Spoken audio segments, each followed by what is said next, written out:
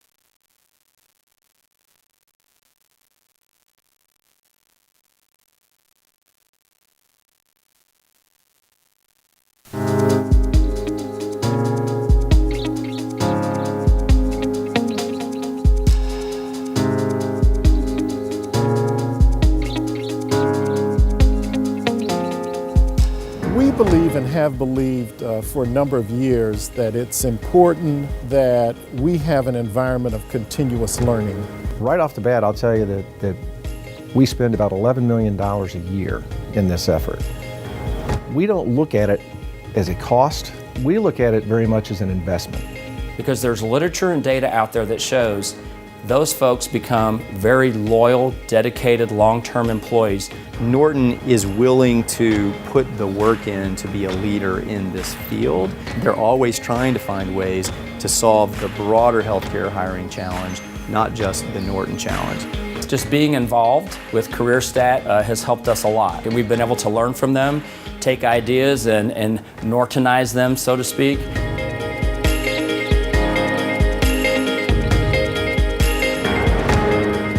Norton Healthcare invests in its frontline workers through the ELFI program. We offer them educational opportunities to help them to improve their understanding of working in healthcare. Where we're talking to folks about communication style and growing their confidence to show that you can do more than the job you come into in the organization. Making those resources accessible is a way that we convey to the employee that we are about your success.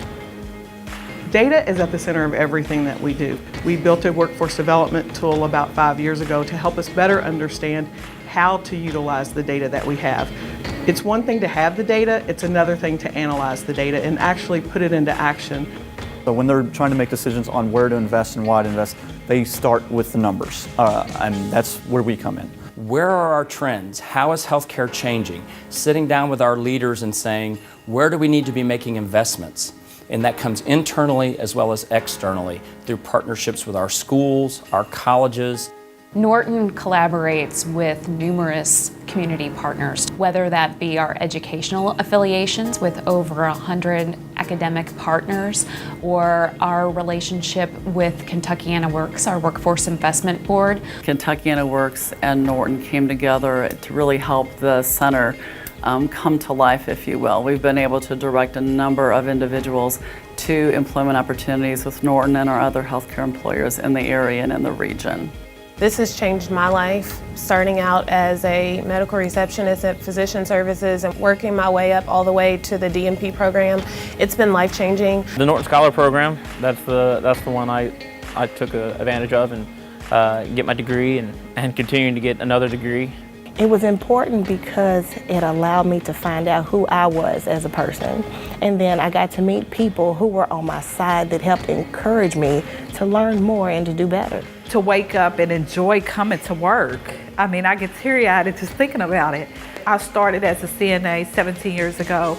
I am where I am now because of Norton Healthcare as an instructor at a community college. Last night I was awarded a Teacher of the Year, which is huge. I wouldn't have got that if it wasn't for Norton Healthcare. I pause when you ask why is it important to invest in your employees. Why wouldn't we? Why wouldn't we? Folks that are more joyful, folks that are more engaged, are more giving of the organization, and they're willing to be advocates. So when our employees are willing to advocate for our organization to say, this is the best place to provide care and this is the best place to receive care, then we know we've arrived.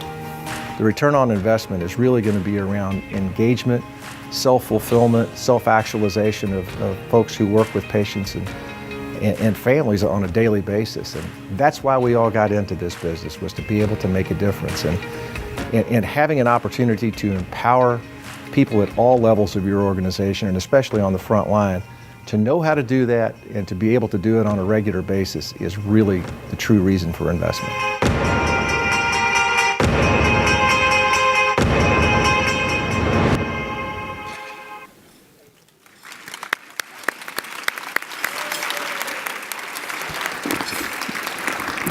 Good afternoon, everybody. My name is Kelly Aiken. I'm a Vice President at the National Fund for Workforce Solutions and the Director of CareerStat.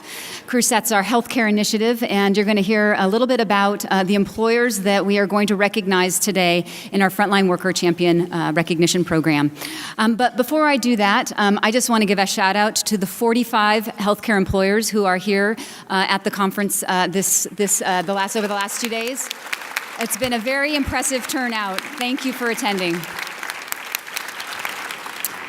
And with that, I'd like to introduce Joanne Pukowski and Joyce Mcdonald. So CareerStat is employer-led through and through. Joanne Pukowski is the Director of Workforce Development at Beth Israel Deaconess Medical Center in Boston. And Joyce McDonald is the VP of HR and Education at Unity Point Health in Des Moines, Iowa. And they are going to present the awards today to our employer champions.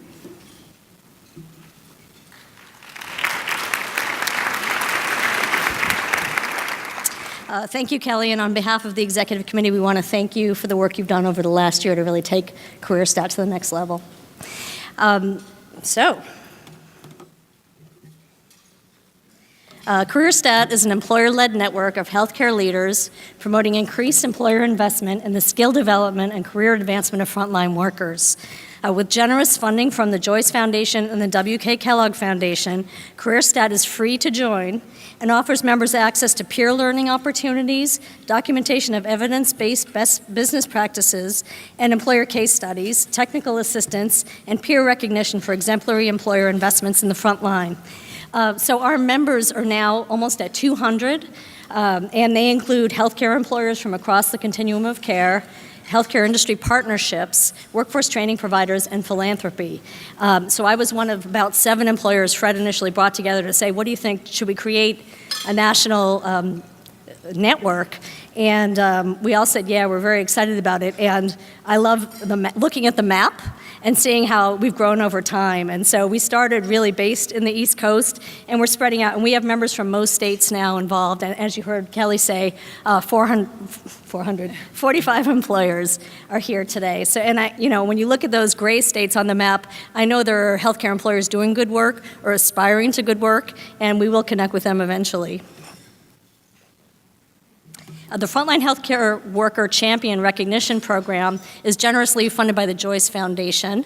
It started in 2014 to set the standard for best practices in frontline worker development. And in our first 3 years, we've recognized 25 healthcare employers, and we're delighted that this year we're recognizing an additional 11. So 36 healthcare employers doing great work. We can all learn about their work and also kind of give them some positive reinforcement for the work they're doing. We use 4 recognition criteria, and we have a panel of peers who are looking at applications.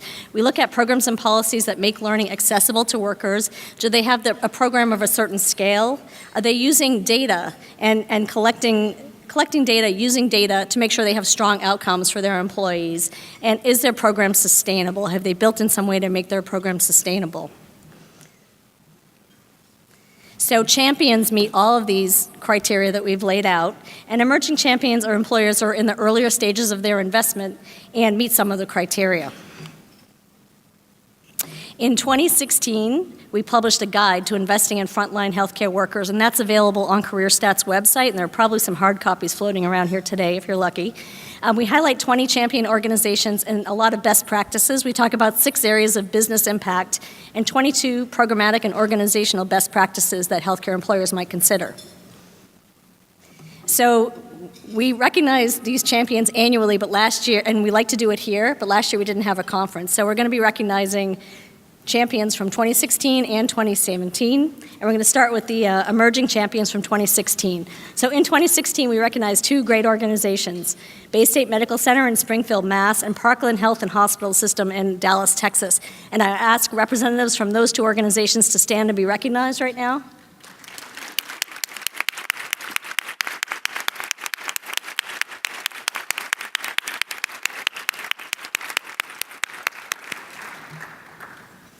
In 2017, we have 7 emerging champions that we are honoring, including Boston Children's Hospital in Boston, Mass., the SEIU Healthcare Pennsylvania Training and Education Fund in Harrisburg, Pennsylvania, Seton Healthcare Family in Austin, Texas, Mercy Health from West Michigan, the Boston Home from Boston, Mass., UC Davis Health from Sacramento, California, and Yale New Haven Hospital in New Haven, Connecticut. And I'd ask if representatives from these organizations are here, if they could please stand and be recognized.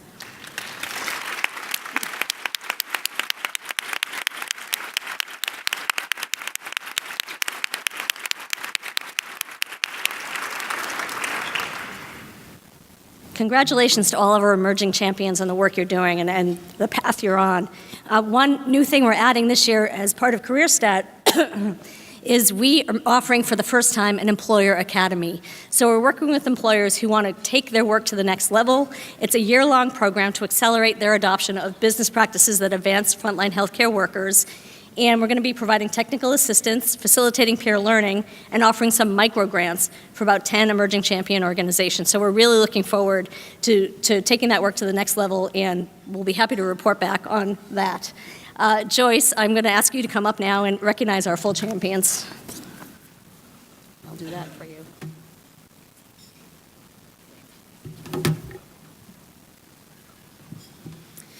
Thank you, Joanne, and again, congratulations to our emerging champions, and we look forward to your application in the future when you meet all of the criteria and we can recognize you again. First of all, we'd like to recognize our 2016 Champion Award winner, Fairview Health Systems. Fairview Health Systems is a nonprofit integrated health system based in Minneapolis, Minnesota. In partnership with the University of Minnesota, Fairview has over 22,000 employees, with nearly 7,000 being frontline workers. For over 20 years, Fairview has developed a deep infrastructure to support frontline workforce development and operated a comprehensive career pathway program that provides a range of growth and development. Please welcome Laura Beath, System Director of Talent Acquisition, and Regina Pekarek, Workforce Development Consultant, to accept Fairview's 2016 Champion Award. And I just asked her how to pronounce her name, and I messed it up. I'm sorry. It's all right.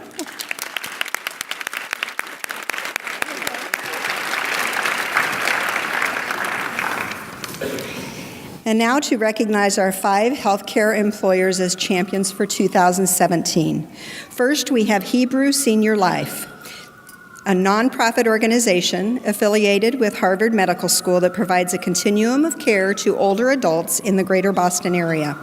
With over 2,500 employees, including more than 900 frontline workers, Hebrew Senior Life recognizes the important role patient care associates or nursing assistants play in providing high-quality care to patients. Hebrew Senior Life's investments have yielded positive results as they've seen employee turnover decrease from 27% to 9.7% over the last 3 years, and has been recognized by the Boston Globe as one of the Boston's top places to work in 2015 and 16. Please welcome Mary McDougall, Director of Professional Practice and Education, to receive the award.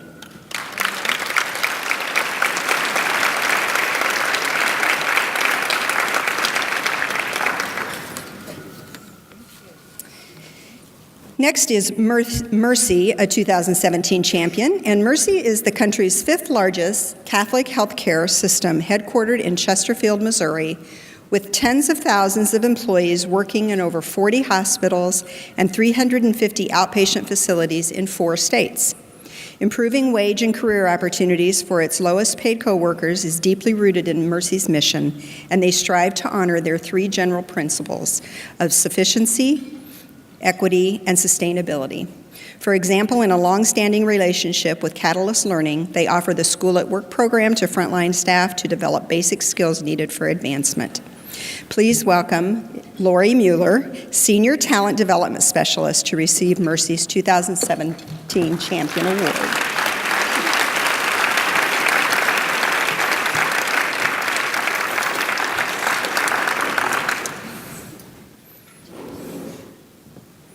Next is Schnurr Health System.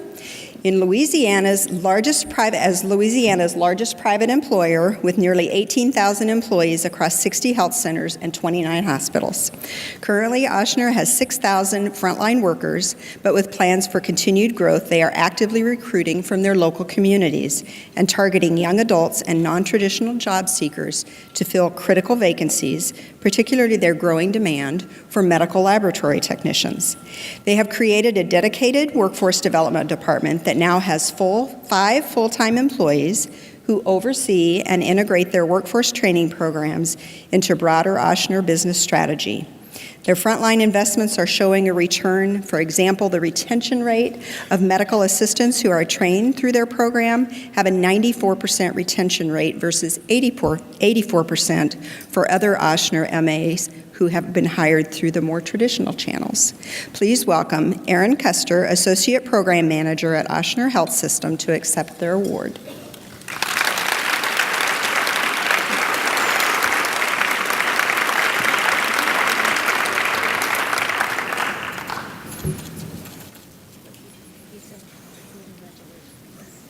And our last champion award goes to University Health System, a teaching hospital and network of outpatient healthcare centers located in San Antonio, Texas, with over 7,000 employees and nearly 4,000 frontline workers. UHS believes strongly that developing frontline staff is good for business and gives the organization a competitive advantage. They are dedicated to recruiting underrepresented members from the local community, particularly immigrants and refugees, and they provide opportunities to improve their language skills and explore different types of healthcare careers. Please welcome Loretta LaPont, Program Development Manager, and Choicelle Foster, Director, Center for Learning Excellence, to accept their award.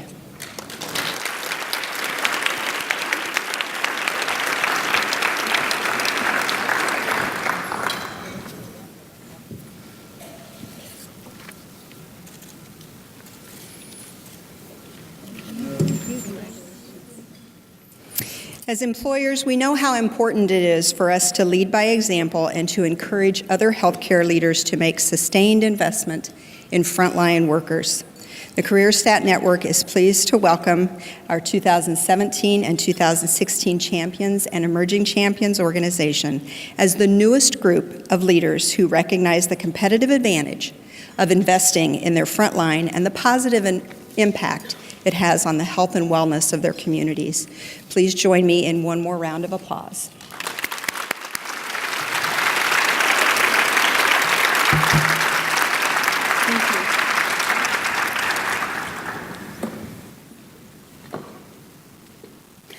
Thank you.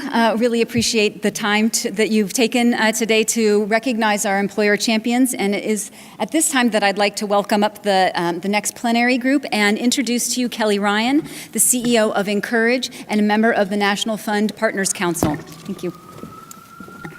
Thank you, Kelly. Okay. So I want to give a shout out to everybody that's here for the closing plenary on Friday afternoon and say that it, for me, is the caliber of the individuals on this plenary, and I'm so excited to hear. This plenary is all about aligning and leveraging workforce and economic development strategies, which is, of course, near and dear to our work at Encourage, I think to all of our working community. And what I've heard, and I hope you have too over the last 2 days, beginning with Philadelphia Works at opening, and all through the course of the panels, is that workforce is a complex system, right? And there are lots of players in workforce. And I heard Najit say today, you don't grow up thinking I'm going to go to work in the workforce development system per se. And this panel really represents that workforce doesn't exist in isolation, and that the National Fund, in fact, being a site-based strategy, exists in communities or neighborhoods or places that themselves are complex systems. So today, our plenary is sponsored by JPMorgan Chase. JPMorgan Chase has been a leader in the National Fund. They have invested $3 million in the National Fund in addition to supporting 12 local sites, which I think is pretty remarkable. And I'd just like to say thank you, JPMorgan Chase. I additionally want to call out, if you've not seen their 2016 Corporate Responsibility Report, it's worth looking at, because what it does is model a holistic approach to thinking about philanthropic and corporate investments in place. And it highlights Detroit, and it shows their thinking around revitalizing an economy or community and the interconnection between workforce, economic development, leadership investments, entrepreneurship, and how we choose to use our investment portfolios as well. So I would just commend that to you. And lastly, in introducing, which is a great honor for me to do, introducing the facilitator, Whitney Smith, I just want to say one thing about the language that we're using around helping shape more inclusive and shared prosperity. And in order to help do that and shape institutions and communities and economies that are more inclusive and realize shared prosperity, it requires all of us to walk that talk and to be authentic as individuals and institutions. If we're calling for inclusion and shared prosperity, we need to model that behavior ourselves in order to build the kind of trust and relationships that are going to be necessary to make changes in these systems so that we can really, truly realize prosperity for all. And when I use that word authentic, I think there's no better word to describe the facilitator today, Whitney Smith. Whitney, I have had the privilege of working with for almost a decade in the National Fund and in workforce. Authentic, humble, and a leader. And what I want to say is just a little bit about her bio. She is the Executive Director of Midwest Global Philanthropy for JPMorgan Chase, which includes over $20 million in grant making aimed at improving economic opportunity for people in the region. She also leads some of the foundation's national workforce readiness grant making. Prior to joining JPMorgan Chase, Whitney was with the Joyce Foundation for 10 years, and I just want to call out the fact that when she was at the Joyce Foundation, she funded that program, the Startup of Health CareerSTAT that you just saw on the screen. She also was instrumental in starting up and helping shape the direction of the National Fund. I'm going off task, Whitney. Managing both the employment program portfolio supporting workforce and skill development initiatives, as well as the Joint Fund for Education and Employment. Prior to joining Joyce, Whitney was Associate Director of the Chicago Jobs Council and served on the Federal Reserve Bank of Chicago Advisory Council on Ag, Small Business, and Labor. She serves on the board for the National Fund for Workforce Solutions for many, many years, and is the co-founder of Workforce Matters and the Chicago Workforce Funder Alliance. I want to say she lives in Oak Park, Illinois, with her husband, 9-year-old twins, and a dog. Who are now 10. 10-year-old twins. But I just want to say, you know, in philanthropy, there tends and there can be a whole lot of ego and arrogance. And when you have the opportunity to work with an authentic human being who really cares about workers and cares about changing the workforce system for the better, it really is a gift. And Whitney has been a gift to me and to the National Fund. Thank you so much.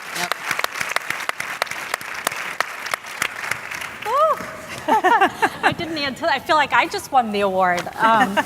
Thank you so much, Kelly. If you were here earlier today, you heard Navjeet talk about how we think about learning and how the National Fund is really a learning network. And I would say I've learned as much from your leadership and expertise as you described that I've given. So thank you again. And it is my great honor to moderate this panel. As Kelly said, the focus of the discussion that we're going to have today is on leveraging economic and workforce development strategies. And we have 3 leaders joined up on the stage with me today. Amy Liu, who leads the Metropolitan Policy Program at Brookings Institution. And Amy has worked across the globe with elected officials and economic development professionals, and many of you in the room in a variety of capacities around economic growth, and we'll hear more from her shortly. Betsy Biemann, next to her, is now currently the CEO of Coastal Enterprises based in Maine, in Brunswick, Maine, and focuses on growing small businesses through capital or lending and technical assistance both in Maine and nationally. She's had a really strong career doing economic growth work also in the technology-oriented sectors in Maine. But many of us know Betsy because she ran a program at Rockefeller focused on helping low-income people build their skills and better their careers. And she was my program officer when I was at the Jobs Council. So we go way back. And it's great to be reconnected with you. And my newest friend who promises to behave himself, right? I remember promising that. Rob Simpson, who leads CenterSTATE Corporation for Economic Opportunity in central New York.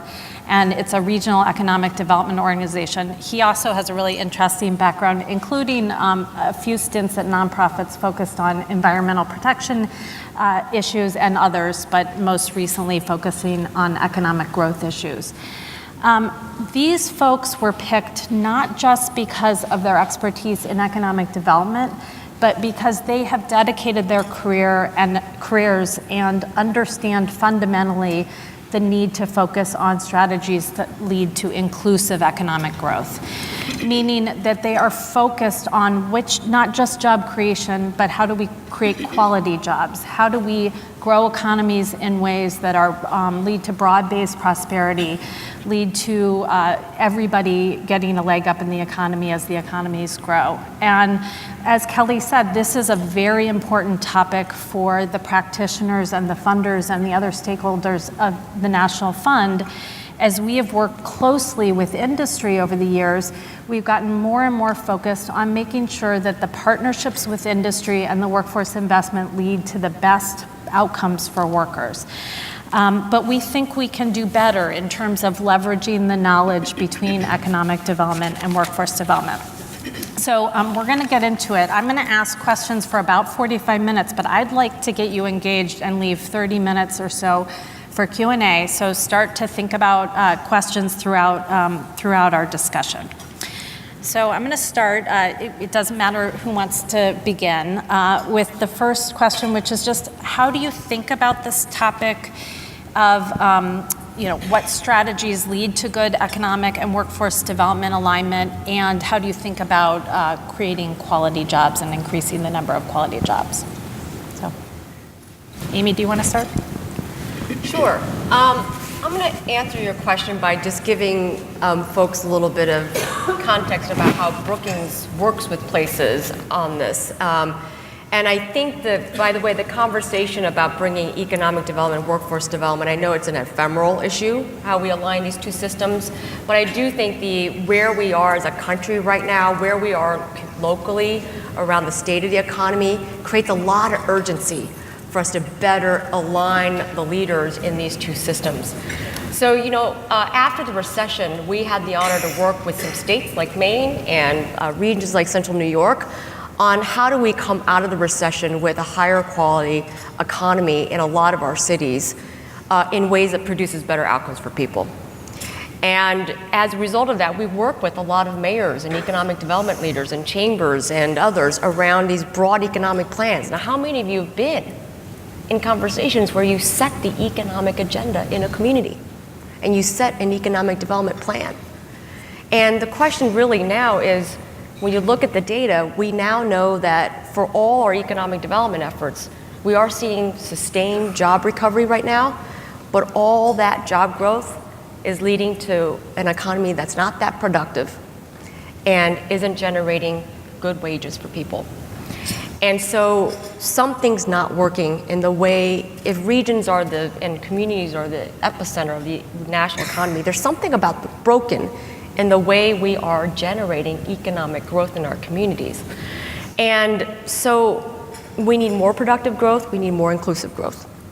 That means all of our economic plans have to be more centered on the competitiveness and productiveness of our firms and employers, many of the people that you work with, which includes investments in people in technology. But it also means we need to do a better job of making workforce at the center of economic development plans, and how we connect and prepare more people for the jobs of the future. And when we look at the wage stagnation, it's not just generically our workers are not better off, but it's very stark by race in terms of people of color not seeing improvements in their incomes as they enter the labor market. And it's also by place, where they live. We all know from Raj Chetty's work that where you live what region you live in, but also what neighborhood in your community affects your employment outcomes. So this is a long-winded way of saying that economic development and workforce development, I would even add planners and community development, have an opportunity now to create a higher supply of quality jobs at a time when we're actually missing a lot of middle-skilled jobs. We need to upgrade, as you all have been doing, with more employers, the quality of jobs that do exist now, even if they are especially if they're low quality. We need to connect those jobs better with people through the workforce system. But the jobs that are being created also have to be more physically accessible. They need to be located near distressed neighborhoods, underserved markets, instead of always doing business attraction in greenfield spaces. And so I think we'll have a more robust discussion about how we actually ground this challenge and opportunity in the actual day-to-day practices of economic development and workforce and community development. But I think that the urgency of the country right now is really dependent upon a lot of the behavior changes and trust and relationships you guys have been talking about over the last 2 days. Thank you. Wow. There's a lot packed in there, and so we've got a lot of, I'm glad you're all here and not running off to the airport so we can dig into this. Just wanted to say a couple of things about CEI and then talk directly to your question. For those of you who aren't aware of Coastal Enterprises or CEI, we're a mission-led investor. We're a CDFI or a CDC, if that terminology makes more sense for you. But really what we do is we help grow good jobs and shared prosperity in Maine and in rural regions across the country. And we do it by integrating our financing of companies from micro enterprises to large companies, our business sort of development and coaching with small entrepreneurs in particular who often don't know how to grow their companies as effectively as possibly they could be. And finally, policy solutions. So as we work with individual companies, especially in natural resource-based industries, we start seeing policy issues popping up where we can bring our what we've learned from those individual relationships and working in specific industries to the policy arena at the state and federal level. So, but on the specific question about how does one bring together sort of economic development and workforce development, we really do it two ways. We're doing it internally because we finance companies, but we also are talking to them about their growth plans. So they come to us and ask for capital, and they need the capital to grow, and in order to grow, they need new employees. So over the last 38 years or so, we've had over 350 what we call E-tags, or employment and training agreements, where we say, well, gee, if we invest in you and you're creating, say, this 9 jobs or 25 jobs, we'd like you to commit to have 60% of those jobs accessible to and filled by people with low incomes. And that has been an opportunity to sort of leverage our financing influence with the workforce side. Well, sometimes they have trouble finding those employees, and so we have a small workforce team, and they then do sort of workforce intermediation and help that employer, who often doesn't really know, where do I find these folks, how do I make sure they're trained to do what we need? We can then help them. And so we sometimes do that bilaterally, and sometimes we do that in a multilateral way by then convening a group of a training organization, service provider, financing from the public system as well as from the employer, and help them create an initiative. So sometimes those are sort of industry initiatives around hospitality or around the textiles industry in our more urban regions, or it might be around paper making in Baileyville, which is a town of 1,500 people very close to the border of Canada, and one of our poorest industries, who needed to add 100 employees who knew how to run a paper machine, which I would need a whole lot of training for that. So that's sort of internally, and we've just done a new strategic plan. We have new leadership of the organization, and we're going to be now steering even more of our capital towards companies that are creating quality jobs, as well as expanding our workforce development team, as I mentioned, but also training our lenders and our business coaches to have sort of the tools so they can talk with entrepreneurs about how are you investing in your employees and how can they be more of a contributor to your growth and profitability. But then externally, I mentioned we help put together partnerships where there's an industry or a larger company that needs workers, connecting the company with the community college and the service providers, the WIBs, and other supports. But also, what we'd really like to do going forward is work on changing the public narrative around the importance of investing. I mean, you've all shown these amazing videos over the last couple of days. We in Maine, at the state level, we had a a minimum wage referendum last fall, which passed. It's a very aggressive minimum wage referendum, so we're going from $7.50 to $12 an hour over a 3-year period without differentiating between the size of the company or whether they're rural or urban in Maine. So, and no pause button if we go into a recession. So it's we've got our seatbelt on. It's going to be an interesting ride. And obviously we were supportive of that referendum because we felt it was an important building block for more quality jobs. But part of what came along with that referendum was a lot of zero-sum game discussion in the press and in politics.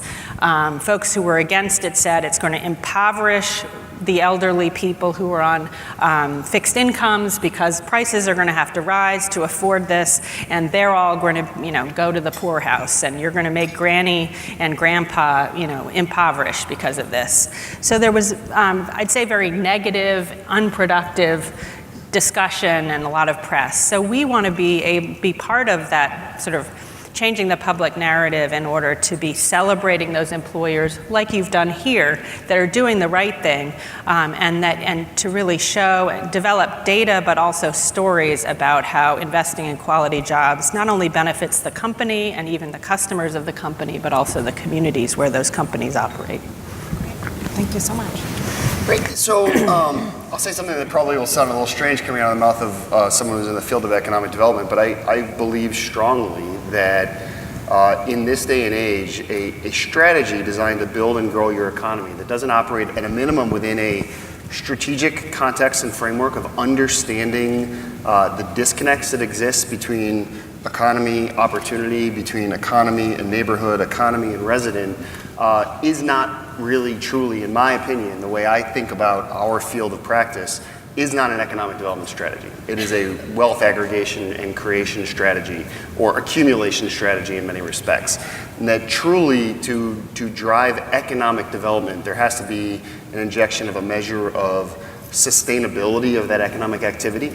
And what we see right now in America, and unfortunately, particularly concentrated in places like Syracuse, we see a massive level of economic inequality that is not just a social and a moral challenge for our community, but it is an economic challenge. It is a threat to the business environment in which we operate that our community is so economically disaggregated in the way in which it is.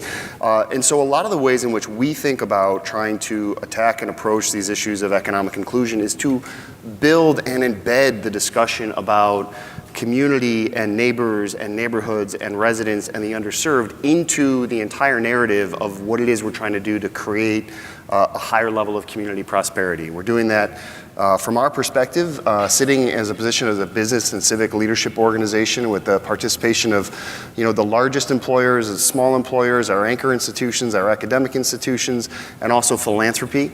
And we are also now working hard to build our organizational capacity and the capacity of our partners to interface with stakeholders who, I think if you go back 10 years ago, historically might have not been at the same table with one another. And what I've found, and it sounds simplistic, is that the fundamental goal that I think we're all talking about in this field when we talk about workforce development or economic development is gainful employment, right? And I think that's true whether you're a community activist or whether you're an employer. When I go out and I sit down across the table with the CEOs of the most successful companies in the region and I ask them the question, what makes your business competitive? The best companies, not all companies, but the best companies will say unequivocally, it is the people that work here and what they make of our business enterprise and how they care for it. And when you go down and you sit down across the table with neighborhood stakeholders who are working to find ways to connect to training and education, what is it that they need and want? They need and want access to economic opportunity and a job. Employers need employees. Prospective employees need jobs. And the number of obstacles that exist between those two stakeholders are profound. I think we'll come back, I'm sure, to the conversation about the geography of jobs, which I personally think is one of the most important issues that we can talk about. The number of obstacles is profound, but at the end of the day, I believe that the stakeholders involved in this room and in other rooms having this discussion are 100% aligned on what it is they're seeking to achieve, which is productive employment productive employment for the employer as well as for the employee. Well, I want to pick up on that thread, and I want to also remind you all that you can feel free to comment on each other. This is aimed to be a discussion, so you don't have to wait for me to ask a question, but just, is Rob the outlier here? So this is my question. I hope not, and I heard I'm 6'7". What do you want? I've heard that there's kind of a tightening labor market, new economic imperative, but we've worked with a lot of economic development organizations in our community, and the way their incentives are structured is they often are thinking about more transactional work. There are, of course, outliers, and I think increasingly what we're seeing is economic development groups that are trying to come up with a plan for the metro region are bringing more stakeholders to the table. But what are you hearing from other peer economic, and I know, Amy, you interact with them a lot. Like, do you think the field is changing? Yeah, I was going to do a two-hander on Rob. Yeah. Rob is very unique, and we need more Rob Simpsons, and we need more CenterSTATE CEOs.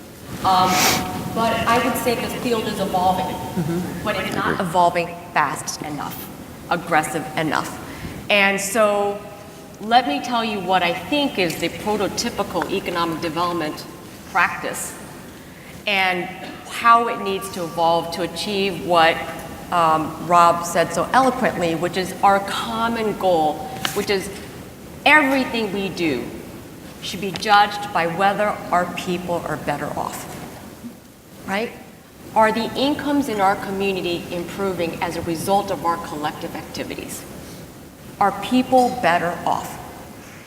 That is not what economic development is judged by. So the first behavior change in economic development is the metric of success.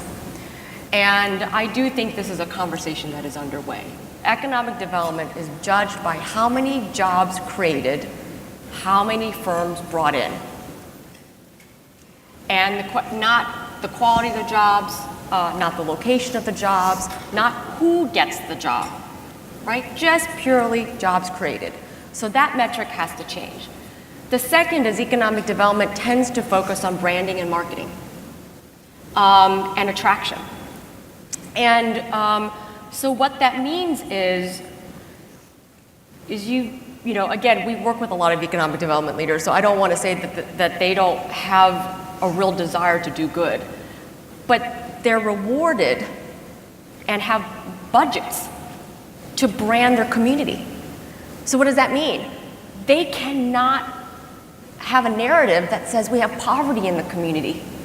We cannot have a narrative that says we have inequality and a racial disparity in our community. It's not part of the economic language, right? You can't say that if you're going to try to attract a firm, right?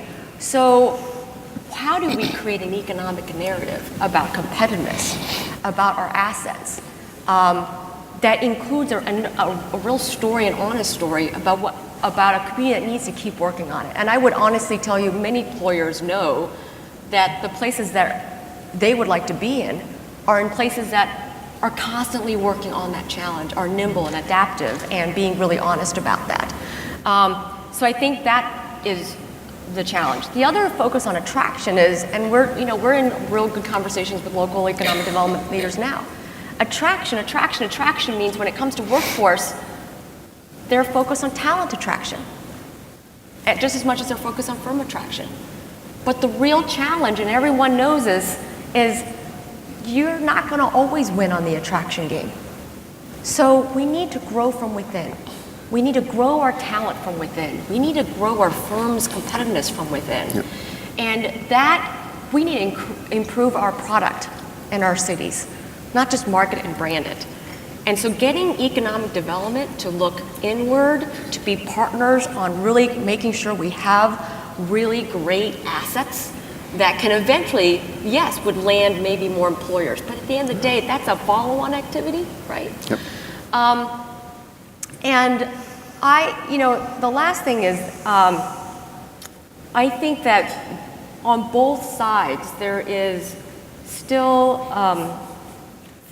as economic development is trying to get into this conversation about race and inclusion and workforce skills development, particularly for those who are either underemployed or out of the labor market now, it does require them to come to a table in a different way. And I think a number of them are trying to do this.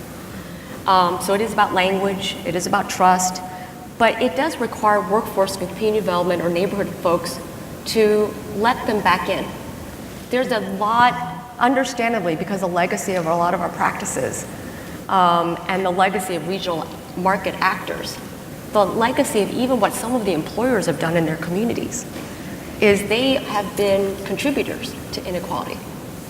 And so what economic development I think can do is try to work, and community development is create a table by which we can talk about past practices and how we can right the wrongs and really include more people and communities in the economic agenda. So this is why I think that there's a greater awareness now that as Rob said, economic development, yes, chambers, business groups need to change. Employers are, obviously all of you have been talking about the great work employers are doing, but it is a community conversation. I wouldn't put it all in just economic development. You know, how do we have a shared conversation about what we all can do to contribute to an economy that includes more people and communities? Thank you. Do either of you want to add to this? Or? I would just say, I think there is sometimes an advantage of being a smaller state and not in the center of things. And we always complain that we're a small state and we're not in the center of things, but we've really not had a strong, our economic development strategy, insofar as we have a coherent one, has really not focused a lot on business attraction. And that's given us a real advantage because it has put more of the focus on growing the smaller businesses that we have across the state. It's also been, I think, our small size means it's easy to bring, we always have, well, mostly have economic development, workforce development, and other players around the table because frankly, there are not a whole lot of us. It's not like in New York or in large states where there are huge sort of, our silos are a lot smaller. And so, and there are fewer of them. And so we have to use the resources that we have. So I think we're fortunate. That said, we'd love to have the opportunity probably. If we could attract businesses, we probably would be doing it. Maybe it's because we haven't been successful, but also we have a legacy, I think, of losing the large employer, where although some folks are saying, we've lost 6 paper mills in the last 5 or so years, we've lost over 5,000 direct jobs and many more indirect jobs in the supply chain. And that may sound small, but in a state of 1.3 million, if you're from a state of 13 million, let's say, that would be 50,000 jobs. So that's a lot. But we are, but some of those communities, there are always the folks who are saying, oh, let's find another paper mill to replace the one that just closed. But I think over time, as we've lost more of them, people are saying, how do we diversify our economy? We don't want one big employer who's just going to run the town the same way the last one did. We want to have many companies, and how do we then promote entrepreneurship and access to capital and skills development that's consistent or aligned with a broader approach? I think that one of the important things to keep in mind, and I think this is a similar parallel to the workforce development system, is that not all economic development is created equal. Economic development occurs at a lot of different levels. It occurs at state levels, at national levels, international. It also occurs at a very local level, neighborhood-based development corporations and business improvement districts. IDAs, certainly. It happens in chambers of commerce and regional business associations like mine, and it happens in smaller municipal political jurisdictions. And they all, I think, are experiencing this change at a slightly different rate, right? So depending on the stakeholders that you're accountable to, I think the IDAs are probably the last to evolve because their metrics are exactly the outdated metrics that Amy pointed to. And they're held accountable to that by state comptrollers and other things in places. The good news is I think that there is a tremendous awareness and a growing desire within the field, I know just amongst my peers across the country, to not only adapt to that change, but to drive it more quickly and to try to identify the appropriate metrics and the benchmarks. There remains a divide sometimes, I think, in the ability of the economic development and the community workforce development components to speak each other's language. But I think, I'm proud of the fact that in Syracuse, working with our partners in philanthropy and in neighborhood-based organizations and in business and in government, we're finding ways to break those barriers down, even on a small scale. And as we do, we find, not surprisingly, that common ground sort of begins to emerge. But we still see the resistance to that conversation around the necessary change within the economic development community, and we still see it within the workforce development community, and we still see it within the community development. There are entire industries that have been built up over the course of the last 30, 40, 50 years, and funding streams that have been built up to sustain these siloed enterprises. And breaking that down is something that we found to be really, really difficult. But something Amy said really resonates with me as I think about what is most necessary for change. I think in the field of economic development, it's the shift from, and she used the word asset, it's the shift from a deficit-based thinking to an asset-based thinking. I think a lot of the way that people perceive economic development is we don't have this and we need it, right? We don't have infrastructure at this site, we need to put it in. When there's a site down the road that has infrastructure that you could reuse. We don't have the employer that we want, we need one. When there are 450 employers within a 2-mile radius that you could go out to and talk to and find a way to help grow and evolve. And I think in everything we do in Central New York, constantly reminding ourselves to think about how to embrace our community's assets. And as we do so, we find that our assets, the things that we should be trying to support and grow and market and leverage, are oftentimes these hidden jewels in the places where we find the greatest connectivity with our workforce and community development system. They are the workforce that our employers need that are sitting idle and vacant and unemployed or underemployed within our neighborhoods. They are the vacant and abandoned buildings that are sitting in those same neighborhoods. They are sort of idled industrial assets that are sitting and forgotten while someone focuses on trying to build a new greenfield location. So reframing our thought process around what our assets are as a community and how we build from that point has been maybe one of the single most important mind shifts, I think, in my conversation, in our conversation with the business and civic leadership in our region. Great. I'm going to try to get a couple more questions in. This is so rich. I have many more, but I do want to make good on the promise to get you all engaged too. So let me do a couple more rapid fire ones. And feel free to pass if you don't want to comment on this particular one. But I'm going to connect it to Betsy's comment about creating the narrative, but the question really is about data and research. I was going to ask, what do we know and what can we say to back up the case in the narrative about why we should be integrating workforce and economic development, and it ties to economic opportunity, inclusive growth. I guess part of that question is, should we be focusing on building more data and research to make that case? Or, there could be lots of alternatives, but one that you've all cited is just bringing the table of people together around a shared vision and plan. So talk a little bit about how you think about data and research, what's known, or how much we should be focused on it. Can I go first so you don't take all the good stuff? Yeah. Okay. I always like to take a pass on research questions. All right. So, in all fairness, this is a critical issue. The field, I think, historically in economic development has relied on, as Amy mentioned, these outdated metrics. I think for the last 7 or 8 years, Brookings, and I'm going to give a lot of credit to Amy and Bruce Katz and the entire team at Brookings, have been working with communities like ours to really push the boundary and unpack what a holistic dashboard for economic and community prosperity looks like.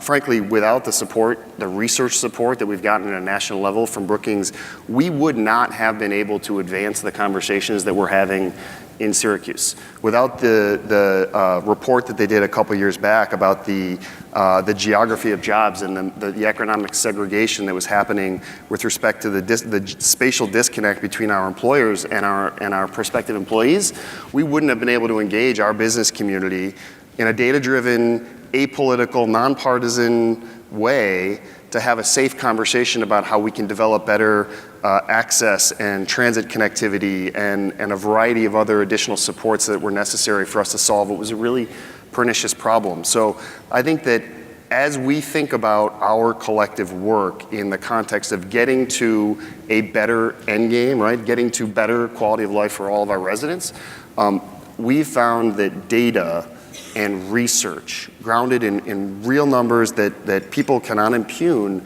helps to, I would say, diffuse what can otherwise be very, very challenging and emotional conversations. And it doesn't make them any less hard, but when you're staring at a set of facts, it is more difficult to ignore those facts than it is to argue with someone about their ideology or their rhetoric or the particular perspective that they're bringing to the table. I would agree, although I would also say that along with the data and the research needs to come the stories and the examples that mean that that you can, and sort of clear thinking about how to communicate it effectively to different audiences, because I think it's easy for those of us who are policy wonks to love the data and get so buried in it that we forget that to change how people more broadly think about these issues, we need to not only convince the decision makers, but also, to some extent, the public needs to have some understanding so that state legislators are hearing from their constituents, et cetera. So I think having data, but also having stories and examples that bring these examples to life and connect what can be very conceptual and esoteric terminology to the day-to-day reality of people's lives is sort of equally important. Do you want to add anything? Or? Well, first I was going to say I didn't give Rob any talking points, but that was very good. You know, what I hear from leaders like Rob is the need for a common narrative to pull people together. Everyone uses their own facts for different things, but if we can create some shared urgency in communities around a common narrative undergirded by data, that normally brings people together and keep people at the table. But there's also research that's needed to help provide insights into the actual solution, right? That's really different. That's not about pattern identifying. That's about like where can we intervene now that seems most important? How do we think about that? The one thing I would say, and you know, some of us were talking about it this morning, Brookings right now is working on some analysis for every single metropolitan area about the nature of disruption that's happening across industries and across occupations. And I think one of the most important things is not only does the system have to work together, but we have to constantly adapt, right? We constantly, I mean, the economy doesn't stay still. You all know that. It doesn't stay still.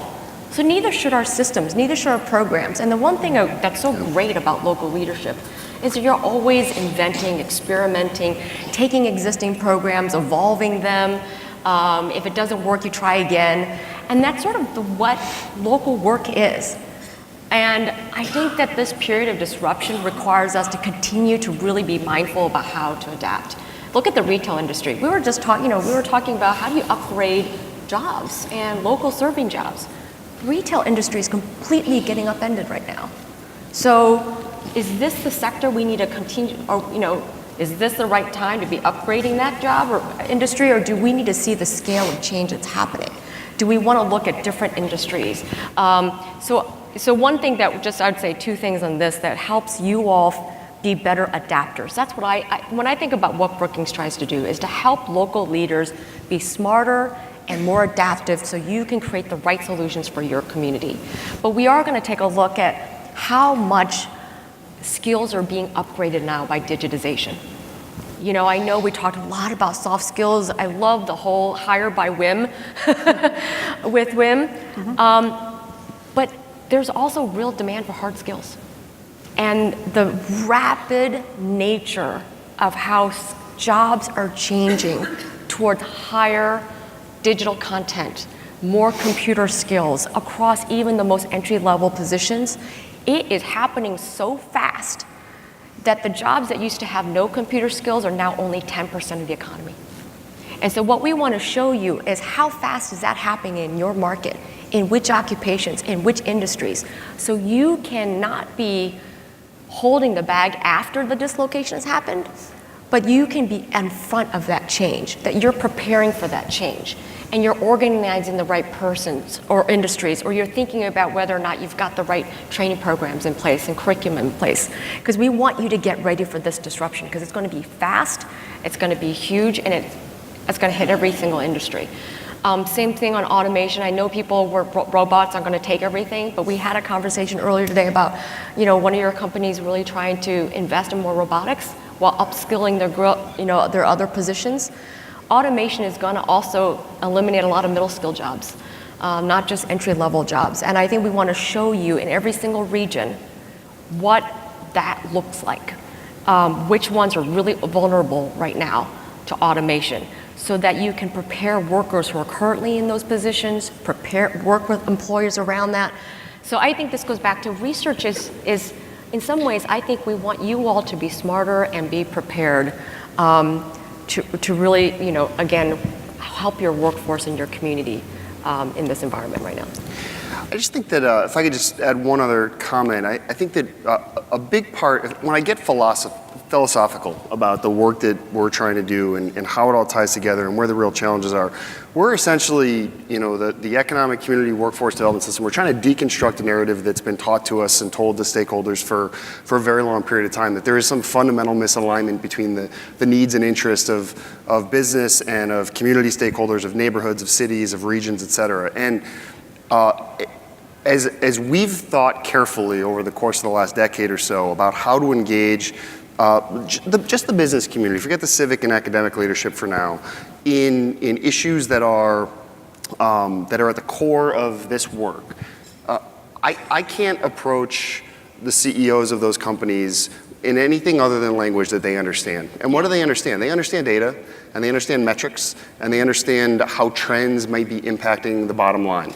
And that doesn't mean that's all they care about, but if I'm going to start a conversation with someone, I'm going to try to meet them where they are. And I think the same is true on the workforce development side. One of the things that I truly appreciate about the National Fund for Workforce Solutions is that they are working actively, all of you, every single day to try to shape and reform a system that historically has been a service delivery system as opposed to a market-based system.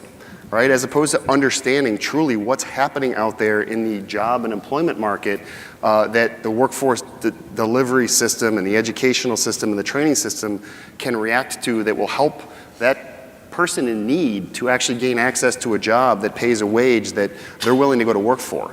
And both of those elements require, I think, a significant amount of inputs, quantitative data that people can understand and analyze. And I totally agree to make it accessible, to tell stories.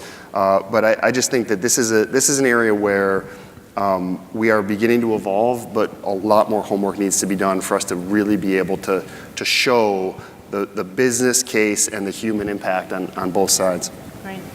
Let's turn it to the audience. I don't know if there are moving microphones, but just raise your hand if you have a question or a comment.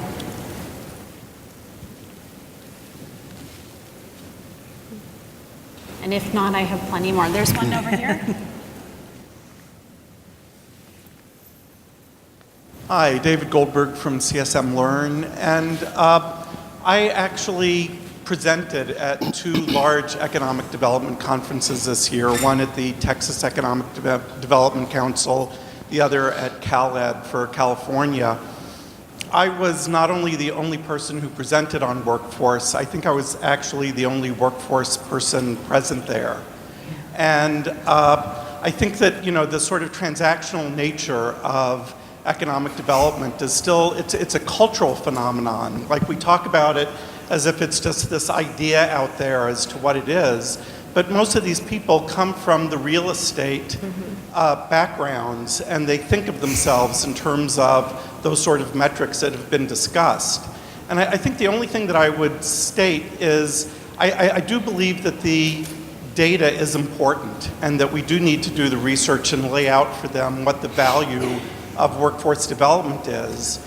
But what was very clear to me was the people at these conferences felt ignorant about workforce development. They didn't actually understand what it was about. They knew it was important, but they didn't have a game plan or a manual or a view of what it is that they were supposed to do with the knowledge of its importance. And so, where does that game plan come from? How is it that we actually, in a very gentle way, educate these people about what it is that they should be doing? So that would be the question. You want to start, Betsy? I don't know. Sorry, That's okay. No, I was agreeing with you. What I was nodding about is that, again, internally we have that same dynamic where we have a lone group of a dozen people, and they are struggling with how to have a conversation about the workforce side as they are having a conversation about the financing. And so we're developing tools for them to have those conversations, at least at the initial, the preliminary level, and then to hand them off to our workforce team where there's something, either a significant opportunity to make a big difference with a large number of jobs. So I was nodding at the cultural issue, but also the basic informational issue. I was mentioning earlier at lunch that when I was a funder, I stumbled on Fred Diedrich's map of the workforce development system in the state of Pennsylvania. This was something that was done, I want to say 15, 18 years ago. I don't know if Fred's in the room. There he is. And I called him up and I interrogated him about it because it was the first time I'd ever seen a description of the workforce development system that was cogent and clear and wasn't 250 pages of text describing program after program. And I then went out and funded, what do they say? Something is imitation is the sincerest form of flattery. So I said, that's a great idea. And I went out and I funded about 10 other states to do the same thing because I ran into a legislator who said, I've been in the legislature for X number of years. When I saw this, it was the first time I understood our workforce development system. So I think that there are things that, again, that was sort of a piece of research or information gathering, not so much sort of basic research, but that pulled together information in a way that was easy to understand but comprehensive. And really was an important tool then that you could hand to people like a whole group of economic development professionals and have them say, aha, now I'm beginning to understand what this other world is like. I guess I would, it's going to sound harsh.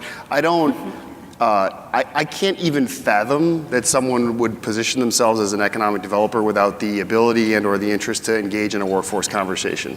It's not even plausible in this day and age to me that you can engage with an employer about a site location, a job expansion project, and not lead with the conversation about talent and workforce, because it is the conversation more than any that dominates engagements with our employers, whether they be in the region or they be outside of the region.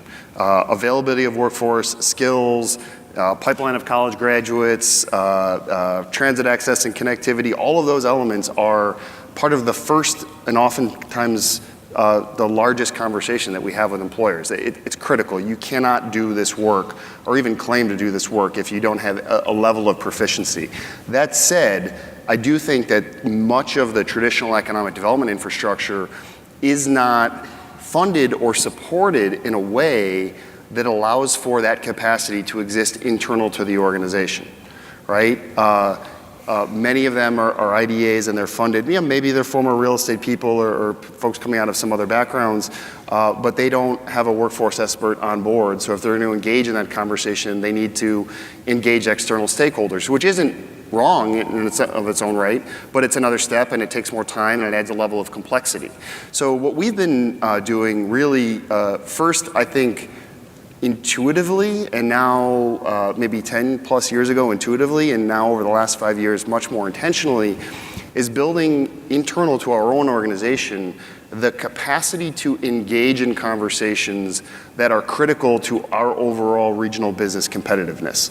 And for us, what that means is, yes, a business development team that knows how to go out and talk and sell It means people with an understanding of real estate, be it commercial real estate or urban redevelopment or neighborhood redevelopment. It means building a team of people that have competency in speaking the language of community organizers, and which was the background that Dominic Robinson, my VP for Economic Inclusion, who's here, who many of you know, came out of. It means building competencies and capabilities in research and policy and analysis that are also, we've talked about, are really important. That doesn't all have to exist inside one organization. We've chosen, as an enterprise, we've chosen to try to create the holistic capacity to engage in discussion as part of our corporate organizational culture. But it is important, if you don't have the ability to grow and scale at the level in which we have, that you think about your team that's engaging with that employer of building out those same capacities. Otherwise, I just don't know how you can realistically hope to engage with an individual employer, let alone make the leap to try to think about how to engage with that employer in what can sometimes be a very sensitive conversation about how their human resource practices might be inhibiting their ability to attract the employee base that they really feel like they need and want, and creating higher turnover. You have to have the skill sets and the knowledge and the expertise in order to even engage in that conversation. And I would add, for those folks who are particularly interested in inclusive economies, which I think we all are, having people on one's team who are well connected to and engaged in different population groups or representing different ethnicities, as well as potentially also different locations in your region. We just celebrated for this past year our 20th year of working with immigrants and refugees around microenterprise. And we have long and trusted relationships in those communities in Maine where there are Native Americans, immigrants and refugees, and other people of color who are deeply involved in a lot of the conversations that we have and the work that we do. And frankly, economic development hasn't traditionally been a highly, at least in some parts of the sector where I've been involved, has not traditionally been a highly diverse it's very true. industry. So more work to be done there. Can I just use this question as an opportunity to just give examples? Yes, give a couple examples, and then I want to make sure we only have a few more minutes, so I want to get back to the audience, but feel free to let me give you examples of where I think economic development and workforce development can align. It doesn't necessarily mean they need to be experts and be facile about workforce, but they can better coordinate. So here's a couple examples. If economic development is going to be transactional and focus on site selection, can you work with planners and community development to site in existing older properties, adjacent or more accessible to distressed neighborhoods, not always going to the easy greenfield sites? And I have heard from community groups who are worried about helping their residents access jobs that they are never asked to be part of the marketing materials, to be part of the narration, to coordinate on sort of recruitment strategies. And so I think there's an opportunity to do transactions like that better.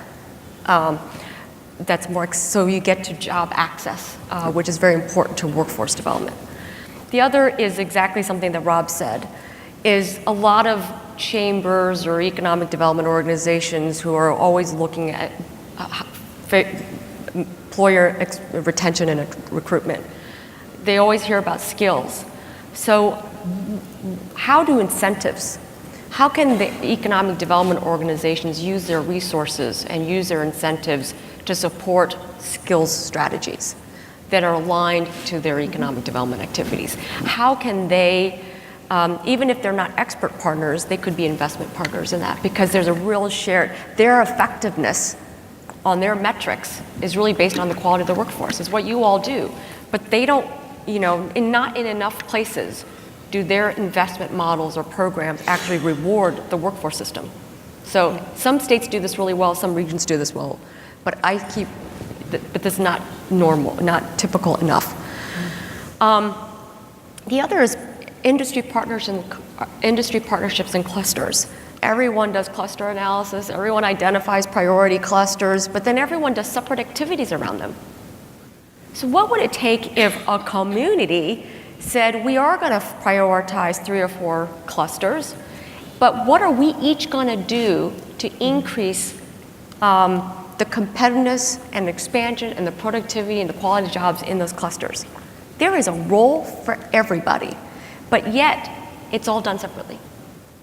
And in fact, sometimes, I remember, Fred, where's Fred? I remember talking to Fred back in the Pennsylvania days that the economic development had one set of clusters and the workforce system had a different set of clusters. They didn't have the same priority clusters, right? So clusters themselves, it could be a unifying place for bringing these disparate systems together. So. And speaking of Fred, let me ask you, do we have time for one more question? Okay, great. Anybody in the audience? Over here?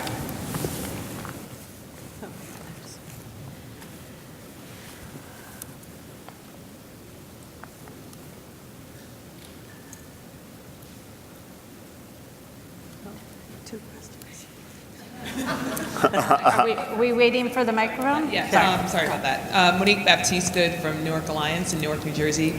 So I'm really struck, Amy, by what you said about growth, right? And I'm also struck by the comment about the kind of chasm between priorities between economic development and workforce development. Although one is looking for talented labor, the other is looking for quality jobs, there's still a massive gulf between the two. And so what strikes me is that, there seems to be, and this is definitely the case in our region, there's a lag time, right? Economic development speaks in a lot faster terms than our workforce development does, right? Where, it's very tortoise and the hare, right? Mm-hmm. The economic development actors, they're much more inclined, of course, because of the speed of their work, to import talent, right? To attract talent, as opposed to embracing strategies that require patience to grow talent. And so I think it requires our workforce systems to think differently about, I'm going to say our workforce and our education systems and training systems, to think differently about how they're engaging, strategies they're using, actors that they bring into play in order to speed up the conversation so that they can actually have aligned conversation with economic development actors. And so I'm curious to get your thoughts on what, in a regional context, because I'm really thinking about it at scale, right? We have at the micro level employers who can adjust, right? Who can think about the slower work of growing that talent from within or cultivating that talent from their immediate environment. But when we start getting to the need to scale it, is where things begin to fall apart. So I'm curious to get a sense of, from a regional perspective, what strategies, what approaches should we begin to take to speed up the conversation on the workforce development side so it at least can get closer to engaging economic development productively? I think you want to ask both questions, or? Sure. Thank you. I'm going to answer both. Hi, my name is Sylvie Gallia-Howard. I'm Chief of Staff here at the Philadelphia Commerce Department. And I guess my question is, so I sort of think of economic development as this much broader, comprehensive thing, and that workforce development is within that. And we're about to roll out a workforce development strategy, and we have a transportation strategy that we're working on at the same time. And we're doing a study on our business attraction. And, and then of course I see education as sort of, that everything that happens in the school district ends up impacting what needs to happen in the workforce, in workforce development. So since we're doing these different things, we don't have the luxury of sort of starting with one comprehensive plan and then going into the individual ones. We're sort of doing it piece by piece. Any insight that you have in terms of how do you braid those things together? Does there need to be one comprehensive plan that does braid that all together, or do you just have these individualized plans that are sort of talking to each other? So, okay, I'm going to try to answer both those quickly because they're both great questions. We've been fortunate, and I'm going to start over here, and I'm going to come over here, and I'm really excited about this conversation. We've been very fortunate in New York that our state our governor put in place about 7 years ago a process that's statutorily required for stakeholders from different elements of our community, from academia, from the workforce system, from business, from civic organizations and neighborhood groups, to actually sit around a table at a regional scale, 10 regions in New York State, and engage in a discussion about economic and community prosperity together, to develop strategies together, to request state funding together, to be held accountable together. Now, I'll be the first to admit the system is not perfect, but it is definitely an improvement over the way in which state resources were allocated before, and maybe more so than anything as I reflect after 7 years of helping to lead that effort in our central New York region. Relationships have been built, shared vocabulary has been created, an understanding of each other's planning cycles has been developed, and there's more cross-pollination of those ideas than I've probably ever seen in our community. There's a tremendous amount of more work that needs to be done, but whether that happens through state legislation, executive order, or whether it just happens at the goodwill of your own regional stakeholders, the misalignment of those planning tools and processes drives me crazy. I remember saying to Amy years and years ago that there isn't a shortage of resources in the field of economic or community development. There's just a lot of money that's wasted by doing things either in duplicate or triplicate or at cross purposes from one another. And just getting better at our work should be priority number one before we go ask for another dollar. So that's my take on that. As it relates to the speed of workforce, I think that's a really great question. Business moves so quick. I mean, honestly, business moves so quickly that sometimes it's really hard even for the economic development community to keep up with business. We had a company that made a site selection on a 550-person back office operation literally in a 6-week period of time, the other day. And by the time we had all our information pulled together, we'd had 2 meetings, we had our state ramped up, ready to deliver an offer, like they had missed the window and the thing was closed and they were in another state. And we were really good. We were better maybe than we'd ever been, and we still weren't quick enough. One thing though that I think from our own personal experience, that we sometimes make an assumption that the workforce system can't respond more quickly because the training cycle is too long or it needs to be too intense. And I think that's one of the big pitfalls for our work is making an assumption that the skills and the training and the tools that an employee needs to be successful in a job are actually greater than they really need to be. And that comes down to truly understanding what employers need. And if I'll give Dominic and our economic inclusion team credit for a lot of things, but one of the things they've done exceptionally well is to get inside employers, inside the HR departments, onto the manufacturing floors, onto the call center floors, and do real assessments about what skills are really necessary and which ones aren't. And I can cite to you example after example where we've walked in because of the platform that we have as a business leadership organization, and we flat out told our employers that they do not need to require an associate's degree for a $12.50 call center job. Okay, they don't. So one of the ways we can speed it up, I think, is if we can take great care to really understand and sometimes help employers understand what they really need and how the requirements of the jobs are sometimes excluding people that would otherwise be more than capable of rising to that challenge.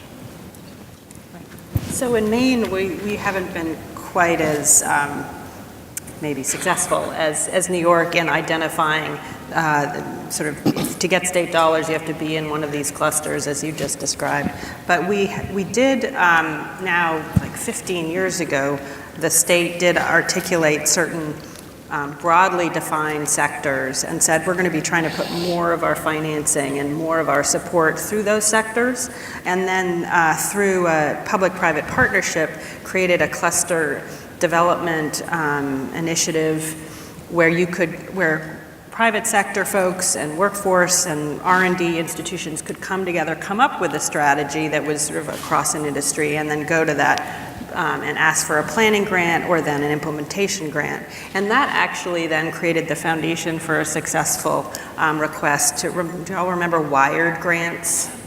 Yeah, for a $15 million Wired grant around the composites industry, because we have a 400 years of history of building boats along the coast of Maine, and they used to be made out of wood, and then I think iron, and now a lot of composite materials. So we needed to upgrade that industry.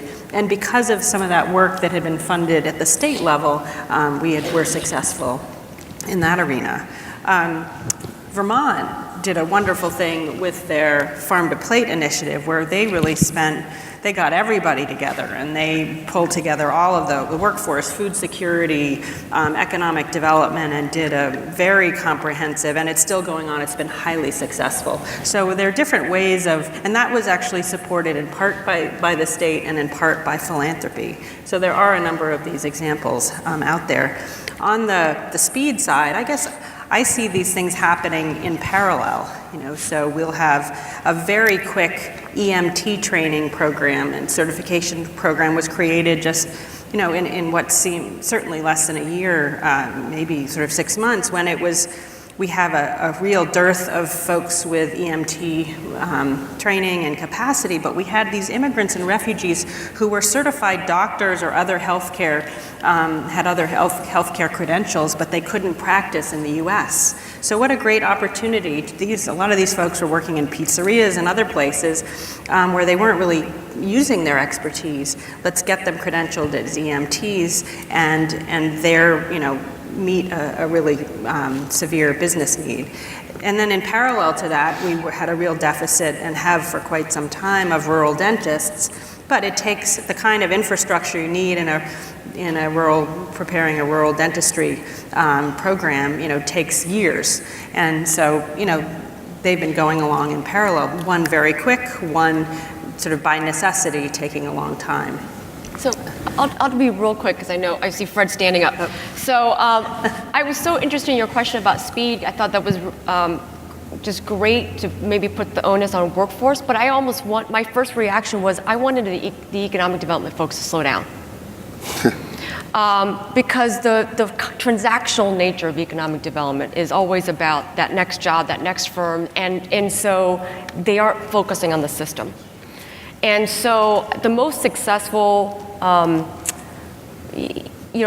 do know workforce much less than most of you in the room. I know that every time I go into a region, the conversation on workforce programs is how fragmented it is.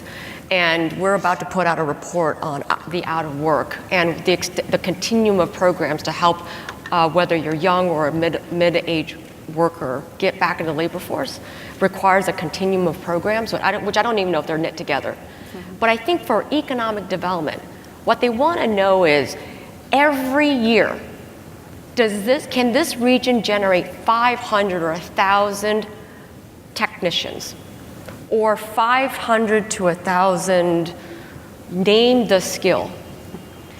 And I guess that's what I learned from Michael Gritton, who I know is probably not here, but Louisville folks are probably here. But the partnership with GE on trying to generate a high volume of technicians every year means that whatever the pipeline is, if you looked in your community, can you say, if you added up all the great work and the pre-apprenticeships and the apprenticeships and the training programs, does the Chicago region or the Louisville community or New Jersey, New Jersey, can you generate as an aggregate 5 to 100 or 1,000 X workers that your industry needs, and on a regular basis, not one time, not ad hoc, so that the industry community, or economic development says, I now know we will always have a steady pipeline of workers because our system is prepared to do that, and not create these one-off programs. And that's where I think economic development can be really helpful, is trying to create that demand and be partners in generating that.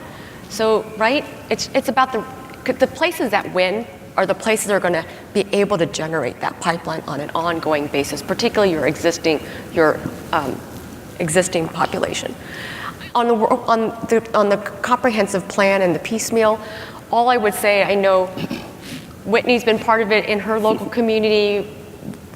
Rob spearheads 2 or 3 different economic plans at the same time, where there's pressure to both create a North Star that brings everyone together and coordinates and aligns, but also delivers results really quickly and shows results. The only thing I would say is you have to do both. But because you need alignment, you need everyone coordinated on certain priorities, right? Because the whole community is always working on lots of different things. And so the only way to create synergy is to have a common plan that everyone was part of. And I like your comment about economic development being more expansive. The pitfall is the press release nature of initiatives. The pitfall is that we generate lots of different implementation things that don't get sustained, that don't get institutionalized, and which then undermines what is the plan.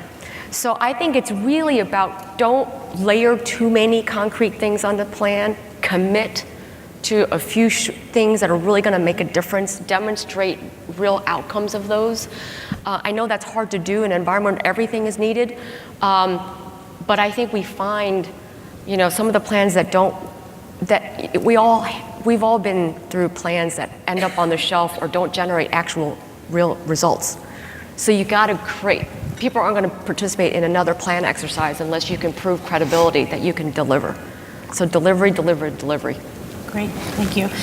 I'll just close by saying, it was great to hear these comments as a moderator, but as a National Fund board member, I was also kind of ear to the ground about what this means for our community moving forward. And, the lesson learned here is that this work is not for the faint of heart, right? It really is messy, hard work, but to achieve our mission and the goals we have for workers and our industry partners, we need to do it and do it better. And we've heard, some data that's coming out of Brookings and some concrete tools that Betsy's doing and how the state policy context works in New York and the leadership of Rob. I think if I can speak for Fred and the board, one of the things we're going to try to be more intentional about over the next couple of years is trying to document some of this so that you can look to more case studies and continue to facilitate these kinds of dialogues, because this is just the tip of the iceberg. Please join me in thanking our great panelists.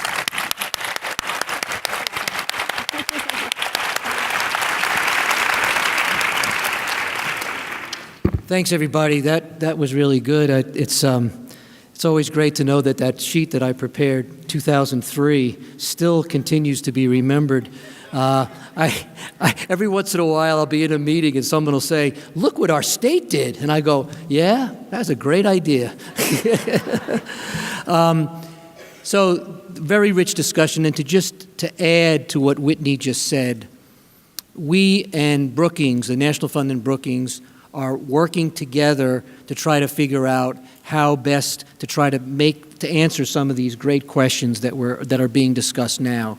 And those of you in the National Fund that want to participate in being a part of those discussions, please let me know. Just give me your card, write WFNED, and I'll know what it's about, okay? And we'll be back in touch with you. So that's really helpful. And the last thing I want to say before I send you on your way is, we called this a leadership convening because the National Fund has always believed that our leaders are in the communities that we work with, in our 33 collaboratives and other communities that have been working with us for other reasons and over other years.